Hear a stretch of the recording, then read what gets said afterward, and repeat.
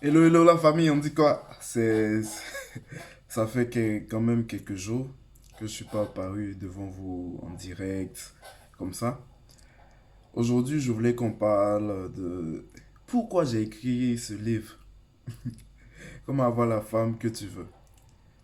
Ouais, j'ai dit déjà de quoi ça parle. Ça parle de drague, ça parle de comment apprendre à parler aux filles, comment...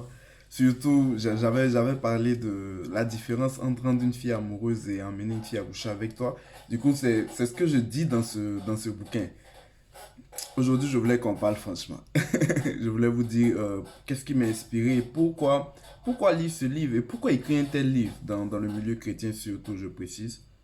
Et que vous savez, tout homme, lorsqu'il a faim, il est capable de il est capable de faire tout ce qui est en son pouvoir pour trouver cette nourriture. Ou plus largement, lorsqu'une personne se trouve dans un besoin, lorsqu'elle se trouve dans un besoin et qu'elle ne retrouve pas tout ce qu'il faut pour sa subsistance dans un, dans un milieu immédiat, elle est obligée d'aller jusqu'où il le faut pour pouvoir avoir réponse favorable à sa souffrance, je dirais. Revenons donc à notre à ce qui nous réunit. C'est que pourquoi, Morel, tu as écrit un livre qui parle de comment draguer? Ça, c'est quelque chose qui est évident. Ça, c'est quelque chose que tout le monde sait. C'est quelque chose que tout le monde connaît. Non, je ne crois pas. Je ne crois pas parce que moi-même, je ne savais pas cela. Ouais, je fais partie de ceux qui ne savaient pas. Je fais surtout partie de ceux qui sont convertis et qui ont... Je vais dire quoi? C'est dire, ma vie passée, je l'ai tellement mise dans une boîte que... Vous savez que quand je partais parler aux filles, j'étais plutôt le church boy, comme on dit. Tous les sujets que je pouvais parler avec une soeur, c'était Dieu va faire ci, il faut qu'on prie. Donc, on avait des séances de prière. J'étais plutôt le coach, j'étais plutôt le respo. Mais à la fin, je rentrais toujours dans ce qu'on appelle la bro zone ou encore la frankie zone pour les Français. C'est un peu l'équivalent de la friend zone lorsque tu es, lorsque tu es juste en amitié ou quand tu es à l'église. Voilà, c'est soit tu rentres dans la friend zone ou dans la bro zone ou dans la frère en Christ zone. Tu deviens le frère en Christ. Ce qui se passait, c'est que je parlais bien avec les sœurs. J'avais cette capacité-là à parler facilement, oui. On avait des points communs, et surtout le grand point commun qui était Dieu. Elles aimaient la parole de Dieu, j'aimais aussi. Je connaissais quand même quelques versets, ça me donnait l'avantage de pouvoir échanger avec elles sur ça. Mais malheureusement, ça se terminait jamais en relation. Il y avait vraiment plein de choses qu'on avait en commun. Mais finalement, elle me disait, et ça c'était les choses qui me touchaient, elle me regarde. Et puis elle me dit, tu es un gars bien, tu ferais un bon père, tu vas bien éduquer tes enfants, tu vas avoir une bonne femme. Mais moi, on peut pas être ensemble. Vous savez, j'en parle aujourd'hui en riant parce que j'ai compris. Mais voilà, c'était vraiment des moments qui me cassaient vraiment. C'est-à-dire, quand je finis d'entendre ça, je suis démotivé. Voilà, donc, elle finit de me dire, voilà, du coup, je te vois comme mon frère, tu es vraiment mon frère, je voulais qu'on en reste là, voilà.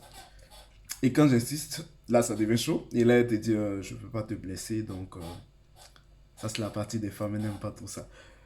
Bon, j'ai vécu ça quand même assez de moments. Voilà, pour les personnes qui pensent que c'est évident.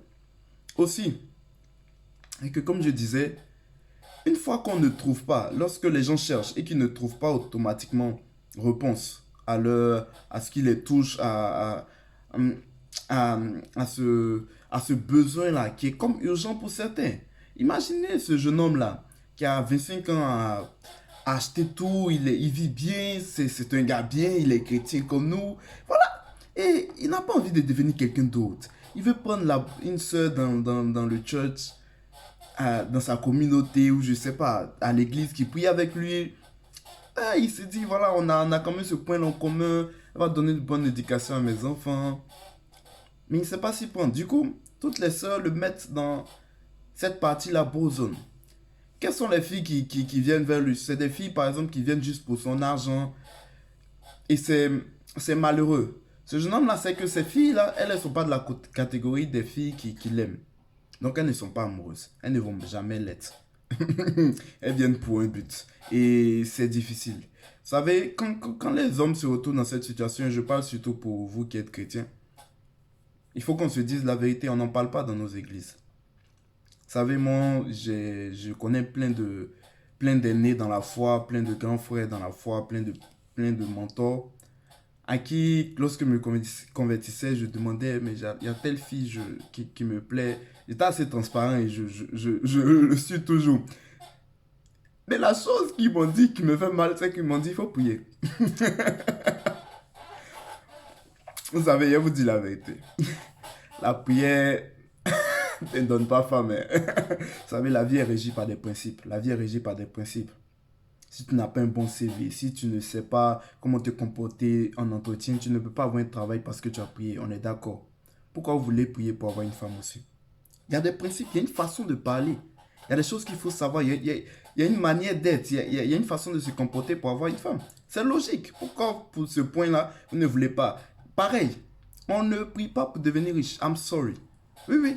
Tu peux prier afin que Dieu bénisse. Mais Dieu va bénir quelque chose. Quelque chose que tu vas produire de toi-même. Et que la prière ne fera pas.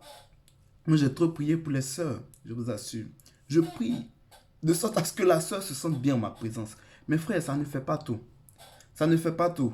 Du coup, Dieu m'a fait la grâce de rencontrer des personnes, de jeunes gens, qui m'ont dit, tu sais, Morel, pendant plusieurs temps, les filles me repoussaient. Ça m'a amené à partir sur les réseaux sociaux, à chercher comment rendre une fille amoureuse. Et vous savez, malheureusement, les chrétiens n'en parlent pas beaucoup. Du coup, quand toi qui m'écoutes, tu vas te retrouver, ou ton frère, ton petit frère, ton grand frère, je ne sais pas, va se retrouver dans cette situation-là, où les filles qu'il veut le repoussent. Il sera obligé à un moment donné de chercher. J'ai dit que lorsque l'être humain, se retrouve dans un environnement et qu'il ne trouve pas de quoi manger, c'est facile pour lui de partir à gauche et à droite. Vous savez, j'ai rencontré plusieurs jeunes qui sont retombés dans la masturbation. Je dis bien retombés, pourquoi? Parce qu'ils se sont convertis. Ils ont fait un effort. Ils étaient dans une vie passée qu'ils ont relâché. D'autres personnes qui sont tombées à nouveau, qui sont tombées. C'est-à-dire des gens qui ne connaissaient pas ça, mais qui ont dû rentrer dans cette atmosphère. Pourquoi? Parce que c'est ce qu'on leur a dit. Devenir des hommes forts. Et ces gens-là, finalement, à un moment donné, commencent à coucher avec plusieurs filles. Parce qu'on leur a dit, tu ne dois pas dépendre d'une fille. Oui, c'est bien ces paroles. Et j'ai envie de vous dire quelque part, c'est normal qu'ils y soient arrivés à ce stade à un moment donné. Pourquoi? Parce qu'ils n'avaient pas ce qu'il leur fallait. Cette nourriture-là, ce pourquoi ils partent chercher tout ça, ils ne l'avaient pas à portée de main. Ils étaient obligés de courir ailleurs pour le retrouver. C'est pour cela, moi, j'ai écrit ce livre. J'ai écrit ce livre parce que, tout comme on écrit des livres sur le CV, tout comme on écrit des livres sur comment mener un entretien, tout comme on écrit des livres sur la médecine, et plein d'autres sujets importants. Aujourd'hui, les chrétiens, Dieu merci, s'intéressent à l'entrepreneuriat. C'est pas parce que Dieu nous a donné des idées divines qu'on n'apprend pas. Des gens, effectivement, naissent avec des choses. Et ça, c'est inné. Nous savons qu'il y a des hommes qui ont une facilité avec les filles. Et ils vont te dire, mais pourquoi on apprend ces choses? Non. Toi qui me suis, est-ce que ton père t'a déjà parlé de comment il a cotisé? Non. Et puis, sachez qu'en fonction des générations, là, on est dans une nouvelle génération, on est dans une nouvelle ère. Il y a une nouvelle façon, il faut se mettre à jour. Il y a une nouvelle façon de parler avec les filles. C'est pas pareil qu'il y a combien d'années, il y a 50 ans plus tard. Du coup, j'ai écrit ce livre. Aujourd'hui, j'ai pris la peine de vous expliquer en long et en large l'importance d'un tel livre. Comment apprendre à draguer? Ou comment draguer? Pourquoi draguer? Quelles sont les différentes étapes lorsqu'on rencontre une fille? Qu'est-ce qu'il faut faire? Qu'est-ce qu'il ne faut pas faire? J'en parlerai dans des vidéos plus tard. Et quelqu'un m'a dit, mais ton livre paraît cher. Je me tais. Vous savez, ce qui est important, ce qui est riche a de la valeur. Ça a toujours de la valeur. Et même encore, je pense que c'est très abordable. Je l'ai fait vraiment de façon très abordable. Vous ne trouverez pas ça déjà dans le milieu chrétien, dans le milieu francophone. Vous n'allez pas trouver un livre pareil.